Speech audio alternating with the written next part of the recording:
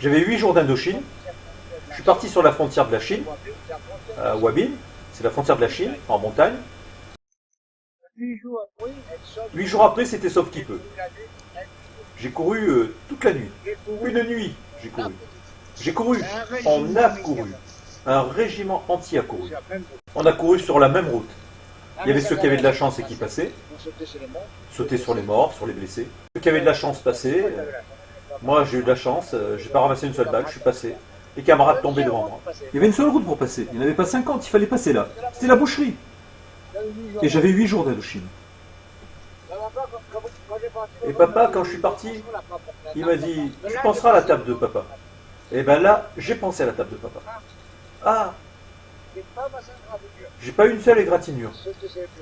Mais sauter sur les décès, sur les morts. Une nuit, j'ai couru. Tout le monde.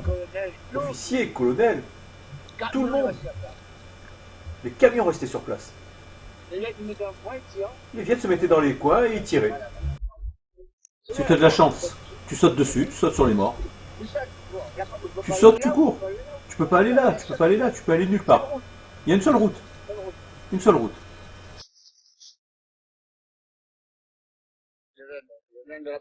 Je viens de là-bas, moi. La compagnie, c'est là. C'est au fond là-bas. La compagnie, c'est là-bas. Et je dors là-bas. Là. Les vignes. C'est la rizière, c'est de l'eau. C'est le riz. Là aussi, c'est la rizière. Le riz. Et là, c'est la route. Alors, le lieutenant me dit, bon, vous partez pour aller en reconnaissance là-dedans. Là, ici, par exemple. Vous entrez là-dedans. On rentre là-dedans. Et on a 300 mètres à faire. C'est une ville. C'est une ville là-dedans, c'est un village. Je rentre là-dedans, je fouille. Et il n'y a rien du tout. Alors je le signale au lieutenant, je lui dis, bon, il n'y a rien à signaler, il n'y a rien. Alors il me dit, restez sur place, continuez à fouiller. Donc je continue à fouiller, et j'ai rencontré une fille de 15 ans, qui sortait d'une tranchée, d'un trou. Et dans les baraques, il y avait des buttes de terre hautes comme ça. Et je me dis, mais comment ça se fait qu'il y a des buttes de terre comme ça, dans les maisons? Des grandes buttes de terre. Eh bien, ils ont fait des trous, et ils étaient sous la terre, les vieilles. Ils étaient sous la terre. Alors, je vais rendre compte à mon lieutenant, et je lui dis, dans les maisons, il y a des grandes baraques. Et comment ça se fait qu'il y a des trous, il y a des buttes, et on ne trouve pas les entrées. Ben, il me dit, bah, écoutez, restez sur place. Et je reste sur place sans manger, sans rien, et je garde la fille. C'était une fille de 15 ans. Et c'était une guetteuse. Elle était là pour surveiller. Elle nous surveillait pour voir s'il y avait personne, s'il n'y avait pas de Français dans le village. Voilà, moi je la surveille, je reste dans une baraque avec elle, je parle en français, et elle me répond qu'on piète, ce qui veut dire en chinois, je ne sais pas. Voilà, on est resté comme ça tout l'après-midi, et le soir vers 5 heures, il y avait un petit brouillard. Et de l'autre côté, au fond là-bas, c'était le Mékong. Au fond, tout à fait au fond, c'était le fleuve, le Mékong. Il y avait des villages, un là, et des grands villages. Hein. Et je vois des gens habillés en noir qui courent. Je téléphone au lieutenant et je lui dis, oh, il y a quelque chose de louche. Je vois du côté du Mékong, de l'autre côté du fleuve, il y a des gens qui courent d'un village à l'autre. Un qui sort de droite qui va à gauche, l'autre qui sort de gauche qui va à droite. Et il me dit, oh la Pierre, ne vous en faites pas, on a des renseignements, il n'y a personne. Ne vous en faites pas, on a eu des renseignements et il n'y a personne. Oui, il a envoyé un renseignement, il a envoyé un Chinois se renseigner. Le Chinois, il a été acheté par l'ennemi. Il est arrivé, il a dit, il n'y a rien à signaler. Et moi, le soir, je rentre. J'ai eu l'ordre de rentrer, je rentre. Je rentre, content. Je vais mettre mon arme là où j'ai dormi le soir avant. Et puis après, je rejoins mon lieutenant et je vais m'asseoir avec lui. Ils avaient acheté de la bière, de la Cronenbourg. J'avais soif, j'ai pris une bière pour boire. Et la bouteille était tellement chaude, la bière était tellement chaude que j'ai pas pu la boire. Et l'adjudant-chef me dit, la bière, vous pouvez pas de tour. Je lui dis, j'ai soif. J'ai bu une gorgée, mais c'était tellement chaud que j'ai pas pu boire la bière. J'ai pas pu la boire. Je passe la bouteille à l'adjudant-chef. Lui, il a bu. Hein. Je tourne du côté des plats et je vois qu'ils sont en train de faire une petite soupe. C'était un sergent qui était en train de faire une petite soupe au vermicelle. Moi j'avais faim, j'avais froid, j'avais pas mangé de la journée. Je suis allé dans le panier et j'ai pris une gamelle. Et j'ai mangé un peu de soupe. Mais cette soupe, elle était bonne, elle était bonne. Oh mon Dieu, qu'est-ce qu'elle était bonne. Alors, finalement la radio sonne. C'est le lieutenant qui prend. Je l'entends qui parle. Et il cite à un moment donné le nom de la pierre. Quand il a cité le nom de la pierre, mon plat est tombé de mes mains. Et le colonel dit, qui c'est qui y va ce soir? Eh bien, si je repartais, il fallait que je reparte là où j'avais été toute la journée. Ah, ça m'a fait quelque chose. Hein. Ça m'a fait un nœud, là. J'avais comme un bouchon, là. Alors le lieutenant me dit, va choisir 4 types. Va choisir 4 types. Va choisir 4 bons types pour aller prendre la garde, l'embuscade la nuit. Toute la nuit. Et si on se fait attaquer, c'est nous qui sommes attaqués. Hein. C'est nous qui sommes sacrifiés. Et dans ce cas-là, le bataillon est sauvé. On appelle ça la sonnette. Bon, je suis allé dessiner les 4 types. Je leur ai dit, préparez-vous, je vais venir vous chercher, et j'ai rejoint le lieutenant. Voilà, finalement, l'heure est arrivée de partir, je suis allé chercher les 4 types. Je suis retourné vers le lieutenant, mais j'ai rien dit. Alors que d'habitude, quand je prends la sonnette pour aller en embuscade le soir, j'ai toujours une connerie à dire. Si on se voit pas, je vous enverrai une carte. Si on se retrouve pas, on fera ceci. Ou on se retrouvera au ciel. Enfin, j'ai toujours des conneries à dire. Puis ce jour-là, j'avais rien à tirer. Je suis parti, puis j'ai rien dit en fait. Hein. Mais je m'en suis pas rendu compte. Hein.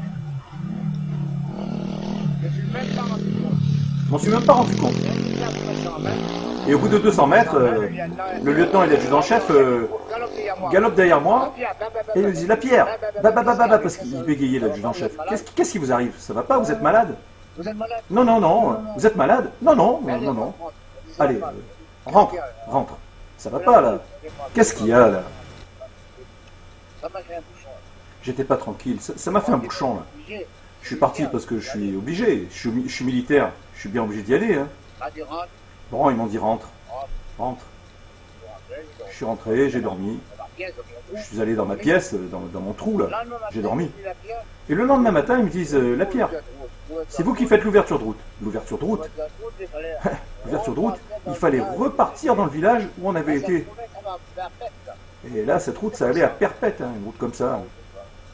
Une route comme ça. Elle allait à Perpète. J'avais 3 types devant moi, on appelle ça les éclaireurs, moi dans le milieu et les autres derrière. Et les viettes de chaque côté, là. Comme ça. Là. Les viettes ont crié feu en français. Quand ils ont crié feu, tu vois les viettes, ils étaient comme les barbelés là. Il y en avait autant que ça. Là. Comme ça là. Et nous parmi eux. Comme tu vois les piquets là, c'était pareil. Comme tu vois là, les viettes c'était pareil. On aurait dit c'était la mer, c'était le sable, c'était les poissons, tellement ça montait. Et puis alors, nous on peut pas répondre. Je me suis couché, j'ai mis une aiguille par terre, mes types pareil. Je vois tous mes types qui se lèvent, qui se mettent debout pour venir vers moi, et ils ramassent une balle à la tête. Paf, paf, ils descendent comme des oiseaux. Il m'en restait 5. Je me suis dit, la compagnie est là, je vais rejoindre ma compagnie. Impossible, j'ai pas pu les rejoindre. J'ai perdu les 5 types qui restaient avec moi. Je suis resté seul. Et là, je suis devenu fou. J'ai couru, je me suis dit, il faut que je rentre à la compagnie. Il y avait un portail comme ça, là, Jean-Claude. Comme ça, là. Il y avait un portail comme ça. Voilà, les viettes étaient de l'autre côté. Et moi, j'étais de ce côté-ci. Et j'ai essayé de partir. Il y avait un énorme tas de branches. J'ai pas pu franchir. Et du coup, je suis reparti sur ma piste. Quand je suis arrivé plus bas, plus rien, là où nous étions, je vois un Français dans un trou. Il me dit, qu'est-ce que vous faites là? Et je lui dis, et vous? Qu'est-ce que vous faites là? Ben, c'est la loi du plus fort, hein. C'est celui qui crie plus fort qui domine l'autre. Alors je lui dis, passe devant. Alors il passe devant, c'était la rizière. Il sort sur la route, il fait un bond. Il fait un bond, et moi derrière. Il passe une 12-7 Viette. Une 12-7, hein. Elle a tiré, elle lui a arraché la tête. Moi je suis passé sur son corps, comme ça. Les balles tombaient devant moi. Pas une balle m'a pris. Après j'ai couru. Quand je pouvais plus courir, je me suis arrêté. Après j'ai sauté à l'eau, j'ai fait ceci, j'ai fait cela. Et il y avait au moins 50 Viettes derrière moi. Ils voulaient me prendre vivant, comme ça. Moi je me suis dit, il vaut mieux mourir que d'être prisonnier. Il vaut mieux mourir que d'être prisonnier. Après, à force, je pars devant comme ça et je vois loin, à perte de vue, une petite rainure blanche. Une petite rainure blanche. Et je me dis, c'est quoi cette petite rainure blanche? J'approche et c'était la Légion. La Légion est venue vers moi et elle m'a sauvé. La Légion m'a dit, c'était un caporal-chef. Il m'a dit, mais qu'est-ce que vous faites dans les zones de Viette? Et je lui dis, j'étais en mission. Et lui, il m'a dit, j'ai entendu tirer et on m'a envoyé en reconnaissance. Il m'a dit, on m'a envoyé en reconnaissance. Je lui ai dit, c'est bien ça. Là, j'ai suivi le groupe, je suis parti avec eux. Il m'a ramené au bataillon de la Légion. Un lieutenant de 2 gallons, un jeune lieutenant, qui avait encore le lait de sa mère qui lui coulait par le nez. Il m'a interrogé. Quel bataillon, quelle compagnie, comment ça se fait que vous vous retrouvez là, etc., etc. Il m'a fait passer devant et il m'a dit, je vous raccompagne à votre compagnie. Il m'a dit, si vous vous manquez, moi je vous manque pas. Claude, que le bon Dieu m'éclaire. Je marche devant et lui derrière, son revolver dans mon dos. Je le sentais, je sentais son revolver. Il fallait passer un fleuve, il y avait une planche dessus, il fallait marcher. Et si tu regardais l'eau, tu te cassais la gueule. Alors je regardais loin et je marchais comme ça. Il m'a ramené au bataillon, donc j'arrive au bataillon. Il m'a pas ramené à ma compagnie, il m'a ramené au bataillon.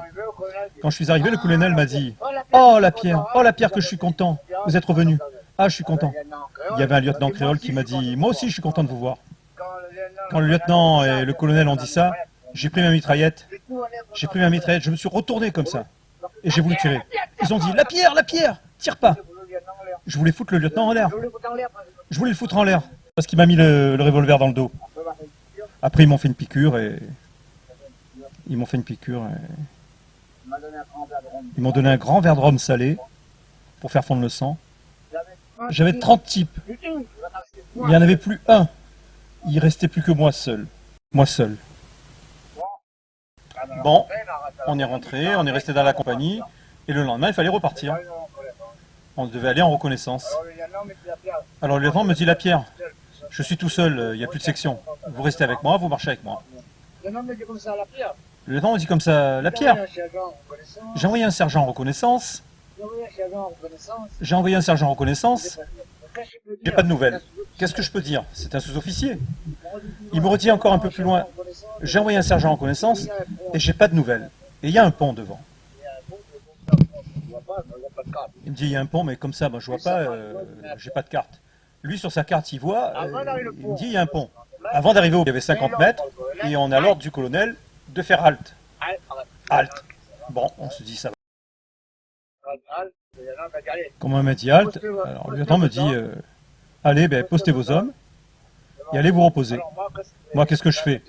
Je dis à mes types, mettez-vous comme ça, emplacement de combat comme d'habitude, et vous attendez les ordres.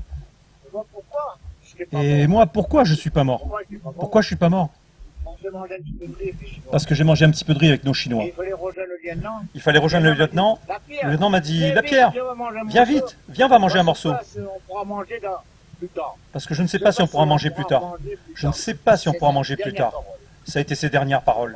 Il est mort, il est tombé sur une mine, il est mort. Les 12 Français qui étaient avec lui, qui étaient groupés, ont été balayés. Il ne restait plus que moi tout seul. Et j'avais pas peur, hein.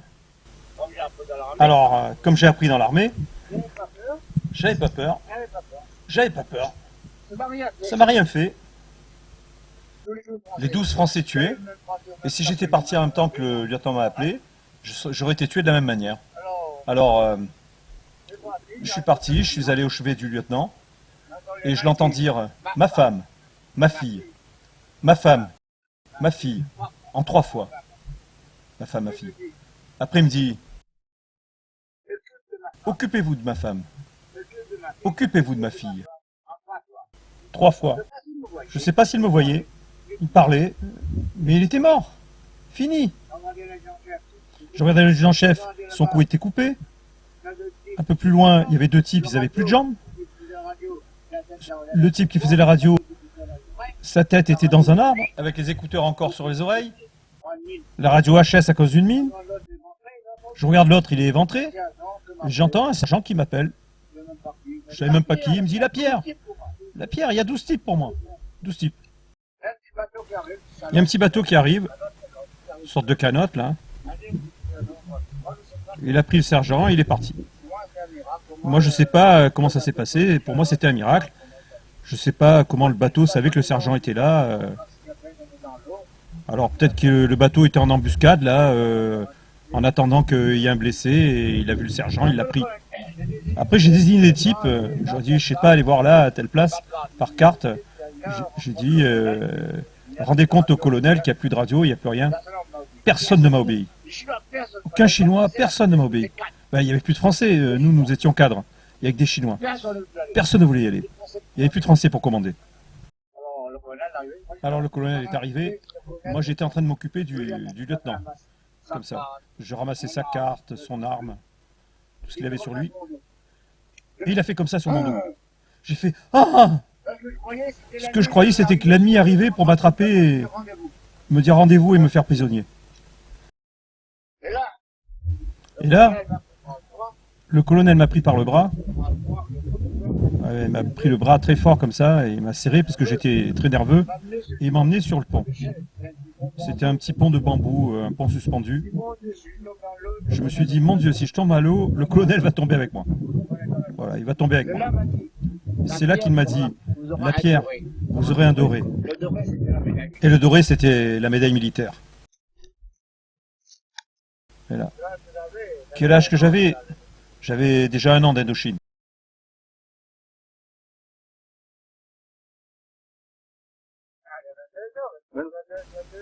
J'avais 22 ans, ou 21 ans. 22 ans, 21 ans, par là.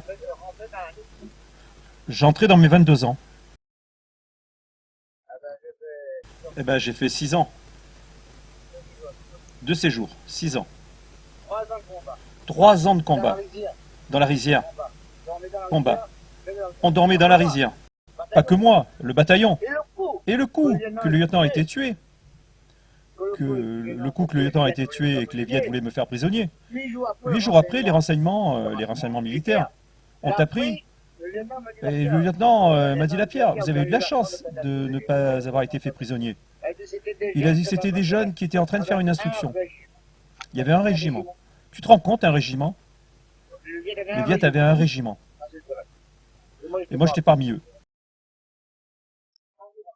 Là, c'est la rizière, là, c'est la rizière, là, c'est là qu'on entrait. C'est pareil, là. Alors, un jour, un matin,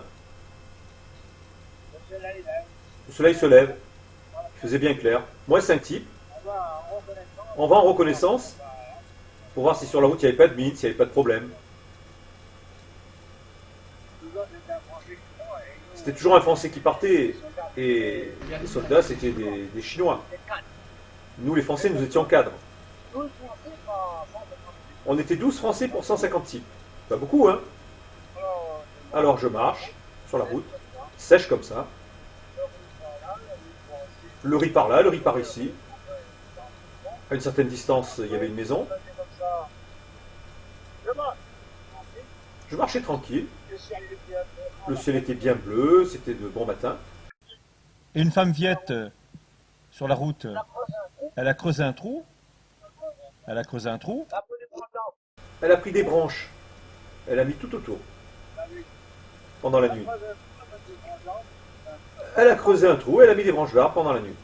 Et moi je marche. Je passe. Et encore, j'étais devant. J'avais tort parce que j'aurais dû mettre un type devant. C'est moi qui étais devant. Et là, j'arrive devant l'arbre et je vois des branches bien vertes et un trou. La femme me dit Dalai. Dalai, ça veut dire arrête et lâche ton arme en vietnamien. Dalai. Levez la main et lâchez votre arme. Quand elle m'a dit Dalai, moi je marche toujours avec une mitraillette. Je marche toujours avec une mitraillette comme ça. Elle m'a dit Dalai. Quand elle m'a dit Dalai, je fais comme ça. Drrr. Comme ça. La rafale l'a pris là. Ça a tout coupé. Son foie, ses tripes, tout ça. Il y avait la graisse comme un cochon. Et l'autre femme est venue pour m'attraper. Elle m'a fait une prise de judo, la femme chinoise. Elle m'a fait une prise de judo, je ne sais pas comment j'ai fait. Je lui ai filé un coup de crosse dans le sein. Après, mes types ont couru, ils l'ont attrapé la femme, ils l'ont faite prisonnière, et il y a 3 autres femmes qui sont parties. Ils ont appelé ce régiment le régiment 42. Et qui a découvert le régiment 42? C'est la Pierre. C'est marqué dans le livre. Là, je suis en train de lire un petit livre, là. On m'a envoyé un petit livre, mon bataillon. Là. Je suis en train de le lire, c'est sympa. Hein. Le colonel m'a dit. Il est avec nous, il fait partie de la Légion d'honneur. Il m'a dit, vous étiez dans le bataillon Myong? Il m'a dit, vous êtes un homme, vous avez souffert. Car vous n'étiez pas dans un bataillon cadeau. Vous êtes dans un bataillon qui a souffert. Vous savez ce que c'est que la guerre d'Indochine? Et la souffrance. Il a dit à tout le monde, vous voyez, celui-là, ce monsieur-là, il était dans le bataillon le plus dur d'Indochine, dans un bataillon disciplinaire. Tout le monde nous regarde. Ils sont assis sur leur bureau là-bas.